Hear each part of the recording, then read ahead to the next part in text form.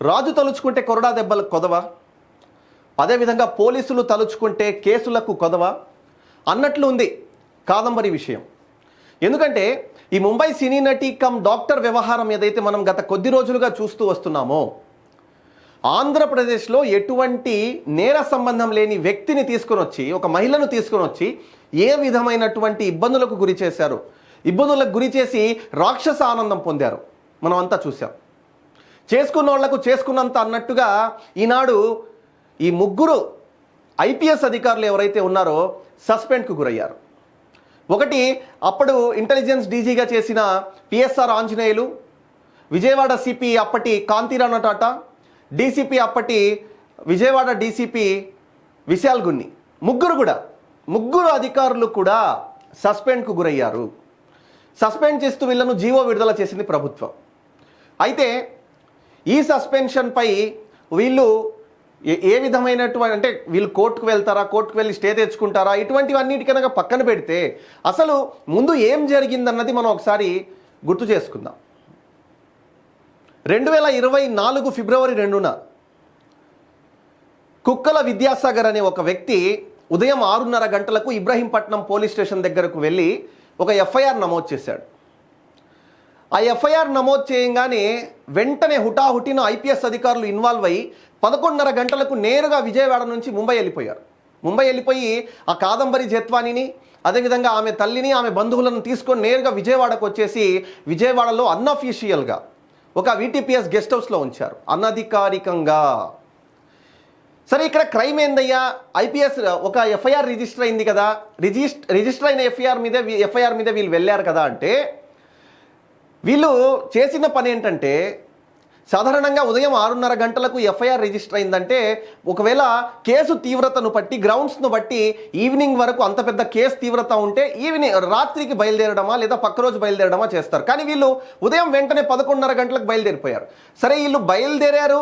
అయితే 5 లక్షల రూపాయలు ఏదైతే చీటింగ్ చేసింది అని కాదంబరి జత్వాని మీద వీళ్ళు ఎఫ్ఐఆర్ చేశారో, ఆ 5 లక్షల రూపాయలకు గాను 2 లక్షల రూపాయలు ఫ్లైట్ టికెట్లు వీళ్ళు ముందు రోజే బుక్ చేసుకున్నారు. ఫిబ్రవరి 1వ తేదీ వీళ్ళు టికెట్లు బుక్ చేసుకొని నేరుగా విజయవాడ నుంచి అక్కడికి వెళ్ళిపోయి ముంబైకి కొంతమంది అధికారులు ఆమెను, ఆమె కుటుంబ సభ్యులను కిడ్నాప్ మాదిరిగా, అది ఆమె మాటల్లోనే చెప్పింది, మాకు కనీసం ఫోన్ చేసుకునే వీలు కూడా కల్పించలేదు అని చెప్పింది. ఆమెను హుటాహుటిన అక్కడి నుంచి తీసుకుని వచ్చి ఆంధ్రప్రదేశ్లో విజయవాడలో ఒక అనధికారికంగా గెస్ట్ హౌస్లో ఉంచి ఆ తర్వాత ఆమెను 40 రోజుల పాటు రిమాండ్కు పంపించేయడం జరిగింది. ఇది జరిగిన కథ. ఈ కథలో మనకు ముఖ్యంగా పోలీసులు ఇరుక్కునే అంశాలు ఏంటంటే, ఒకటి, వీళ్ళు ఎఫ్ఐఆర్ 2వ తేదీ చేస్తే 1వ తేదీ ఫ్లైట్ టికెట్లు ఎందుకు బుక్ చేశారు, అదేవిధంగా 5 లక్షల రూపాయలకు చీటింగ్ జరిగింది అని చెప్పి ఏదైతే ఎఫ్ఐఆర్ నమోదు చేశారో ఆ ఎఫ్ఐఆర్లో ఇద్దరి పేర్లు, ఎవరి పేర్లు అయితే వాళ్ళు మెన్షన్ చేశారో ఆ ఇద్దరు మాకు కాదంబరి జత్వాని అనే మహిళ మా దగ్గర నుంచి డబ్బులు తీసుకోలేదు, అసలు ఎవరో మాకు ఆమె తెలియదు అని చెప్పి వాళ్ళు ఇద్దరు కూడా స్పష్టంగా చెప్పేయడం జరిగింది. మరి ఇంత క్లియర్గా వీళ్ళు చెప్తున్నా కూడా కొన్ని బ్లూ మీడియాకి ఎందుకు అర్థం కావట్లేదు, అమాయకమైన ప్రజలకు ఎందుకు అర్థం కావట్లేదు? దీనికి సంబంధించి ఒక 4 ప్రశ్నలు ప్రజల తరపు నుంచి అడుగుతూ ఉన్నారు. అది ఏంటయ్యా అంటే ఒకసారి మనం చూద్దాం. ఈ 4 ప్రశ్నలు ఏంటంటే ప్రజల తరపు నుంచి, ఒకటి, పోలీసులు తలుచుకుంటే కేసులకు కొదవా అన్న మాట ఇందాక నేను చెప్పుకొని వచ్చాను. అంటే తమ బాస్ కళ్ళల్లో ఆనందం చూసేందుకు పోలీసులు ఇంతటి పనికి తెగబడతారా, ఇంతటి దుశ్చర్యకు పాల్పడతారా? జగన్మోహన్ రెడ్డి కళ్ళల్లో ఆనందం కోసం వీళ్ళు ఒక స్వయాన ఇంటెలిజెన్స్ డీజీ రంగంలోకి దిగి సిపి కమిషనర్ ఎవరైతే కాంతిరాణ టాటా ఉన్నారో, అదేవిధంగా విశాల్ గున్ని ఉన్నారో, వీళ్ళంతా స్కెచ్ చేసి ఆ అమ్మాయిని అక్కడి నుంచి తీసుకొని వచ్చి ఇక్కడ కూర్చోబెట్టి ఆమెను అనధికారికంగా 40 రోజుల పాటు జైలుకు పంపుతారా? ఇంత చేయడం అవసరమా అంటే వాళ్ళు బాస్ కళ్ళల్లో ఆనందం చూడడం కోసం, ఆనాడు బావ కళ్ళల్లో ఆనందం చూడడం కోసం అదేదో జరిగిందని చెప్పి మనం విన్నాం. కానీ ఈనాడు బాస్ కళ్ళల్లో ఆనందం చూడడం కోసం ఈ అధికారులు, ఎవరైతే క్రిమినల్స్ని పట్టుకోవాల్సిన అధికారులనే జగన్మోహన్ రెడ్డి క్రిమినల్స్గా మార్చాడు. ఇక్కడ ఇదే పెద్ద ట్విస్ట్. సాధారణంగా అధికారులు ఏం చేస్తారంటే, పోలీసులు క్రిమినల్స్ని పట్టుకుంటారు, కానీ పోలీసులనే క్రిమినల్స్గా మార్చిన చరిత్ర గత ప్రభుత్వానిది. అదే ఈనాడు వాళ్ళు అనుభవిస్తున్నారు. సరే, దానికి సంబంధించి ప్రజాక్షేత్రంలో ఉన్న ప్రజానాయకులు ఇటువంటి తప్పుడు విధానాలకు పోలీసులను ప్రోత్సహించడం కరెక్టేనా? ప్రజాక్షేత్రంలో ఉన్న ప్రజానాయకులు ఇటువంటి తప్పుడు విధానాలకు పోలీసులను వాడుకోవడం, పోలీస్ వ్యవస్థను వాడుకోవడం, ఇటువంటి కార్యక్రమాలకు ప్రోత్సహించడం కరెక్టేనా అని చెప్పి ప్రజలు అడుగుతున్నమాట. సిగ్గుండాలంటున్నారు ప్రజానాయకులు. ఇటువంటి ప్రజానాయకులన మనం ఎన్నుకుంది అని చెప్పి ప్రజలు కానీ, అదేవిధంగా పోలీసులు కానీ, ప్రభుత్వం కానీ, ఈ చెప్పే మాట ఏంటంటే పోలీసులు కానీ ప్రభుత్వం కానీ తల వంచుకునే విధంగా గత ప్రభుత్వం, వైఎస్ఆర్సీపీ ప్రభుత్వం కానీ పోలీసులు కానీ తల దించుకునే విధంగా ఈ చర్యలు ఉన్నాయని చెప్పి వాళ్ళు చెప్పుకొని వస్తున్నారు. మరొకటి, అబలల రక్తం తాగే గుణాలున్న వ్యక్తి ప్రజానాయకుడా అన్న మాటను కూడా వాళ్ళు తెర మీదకు తీసుకొని వస్తున్నారు. అంటే ప్రజానాయకుడు అంటే ఏ విధంగా ఉండాలి? ఒక మహిళ, ముఖ్యంగా ఆంధ్రప్రదేశ్ మహిళ కూడా కాదు, ఎక్కడో ముంబై నుంచి ఒక మహిళను తీసుకుని వచ్చి ఇక్కడ నానా హింసలు పెట్టి చిత్రహింసలు పెట్టిన ఒక వ్యక్తి ప్రజానాయకుడా?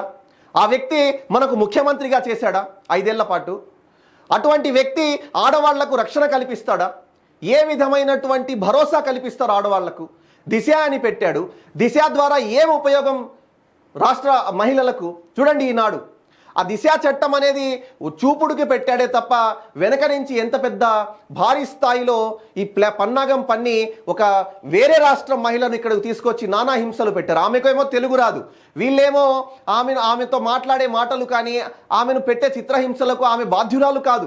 కానీ వీళ్ళందరూ కూడా ఆమె జీవితాన్ని ఈ విధంగా నాశనం చేశారని చెప్పి ఆమె చెప్పుకుంటూ వస్తుంది. ఇంకొకటి, ఒక వ్యక్తి గుణం తెలియక అందలం ఎక్కిస్తే ప్రజలకు తెలిపే గుణపాఠం ఇదా? ఒక వ్యక్తి గుణం తెలియక అమాయక ప్రజలు అతన్ని అందలం ఎక్కించారు, ముఖ్యమంత్రిని చేశారు. మరి అతను సరైన గుణపాఠం చెప్పాడు, ప్రజలకు మాకు బుద్ధి చెప్పాడు అని చెప్పి ఈనాడు ప్రజలు బాధపడుతున్నారు. అవును, గుణాలు లేని వ్యక్తి అనే చెప్తారు. ఎందుకంటే ఒక గుణం ఉన్న వ్యక్తి అయితే ఒక మహిళను ఇంతలా చిత్రహింసలు పెట్టడానికి అతను పూనుకోడు. ఇప్పటికీ కూడా బ్లూ మీడియా, ఏదైతే బ్లూ మీడియాగా చెప్పబడే సాక్షి ఉందో ఆ సాక్షిలో ఇప్పటికీ కూడా తప్పుడు కథనాలనే రాస్తున్నారు. వాళ్ళు రాసేది ఏంటంటే అధికారులపై వీళ్ళు కక్ష సాధింపు చర్య చేస్తుందంట ప్రభుత్వం. అందుకే వీళ్లకు 3 నెలల నుంచి ఎక్కడా పోస్టింగ్ ఇవ్వలేదంట. అదేవిధంగా కొనసాగింపులో భాగంగా సస్పెండ్ చేశారంట. కళ్ళకు కనబడుతుంది, ఆ మహిళ ఏడుస్తుంది, ఆ మహిళ చెబుతుంది అరే బాబు అని చెప్పి. ఇక్కడ ఫ్లైట్ టికెట్లు కళ్ళకు కట్టినట్లు ముందు రోజు ఏదైతే వీళ్ళు ఫ్లైట్ టికెట్లు బుక్ చేశారో అది కనబడుతుంది. వాళ్ళు చీటింగ్ కేసు ఏదైతే ఆమె మీద నమోదు చేశారో 5 లక్షల రూపాయలకు మేము 5 లక్షల రూపాయలు ఆమెకి ఇవ్వలేదని చెప్పి వాళ్ళు చెప్తున్నారు. ఇంతలా కనబడుతున్నా కూడా ప్రజలకు, అమాయకమైన కొంతమంది ప్రజలకు, అదేవిధంగా ఈ పేటీఎం బ్యాచ్కు, కొంతమంది బ్లూ మీడియాకు ఇవేవి కూడా అర్థం కావట్లేదు, ఇవేవి పట్టట్లేదు ముఖ్యంగా. సరే, ఇప్పుడు మనం ఎన్ని చెప్పుకున్నా కూడా ఇక్కడ క్లియర్గా మనకు అర్థమైంది ఏంటంటే సస్పెండ్ పడిపోయింది, సస్పెండ్ వేటు పడింది. ఇక్కడ 3 ఐపీఎస్ అధికారుల మీద సస్పెండ్ పడింది. నిన్న చూస్తే మనము ఎవరైతే ఇబ్రహీంపట్నంలో ఆనాడు ఎఫ్ఐఆర్ చేశారో సత్యనారాయణ కానీ, అదేవిధంగా హనుమంతరావు అప్పుడు ఏసీపీ ఎవరైతే ఉన్నారో విశాఖ, ఇద్దరి మీద కూడా సస్పెండ్ నిన్న పడింది. ఈరోజు 3 ఐపీఎస్ అధికారుల మీద సస్పెండ్ పడింది. ప్రజలకు ఇప్పుడు ఒక భరోసా కలిగింది ప్రభుత్వం మీద. అరే, అన్యాయం చేస్తే ఎవరిని సహించరు, ఐపీఎస్లు అయినా సరే, వాళ్ళు డీజీ స్థాయిలో ఉన్నా సరే, వాళ్ళు ఏ స్థాయిలో ఉన్నా సరే వాళ్ళను విడిచిపెట్టాడు చంద్రబాబు అన్న ఒక నమ్మకం, ఒక భరోసా కలిగింది.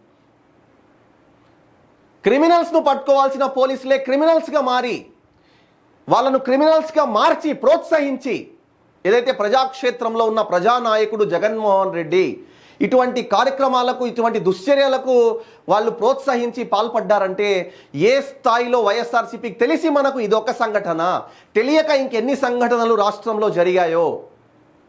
కాబట్టి సరైన ఈ సస్పెండ్ అన్నది ప్రజలకు ప్రభుత్వంపై ఒక నమ్మకం కల్పించిందని చెప్పి నేను భావిస్తున్నాను. ప్రజలు కూడా అదే భావిస్తున్నారు.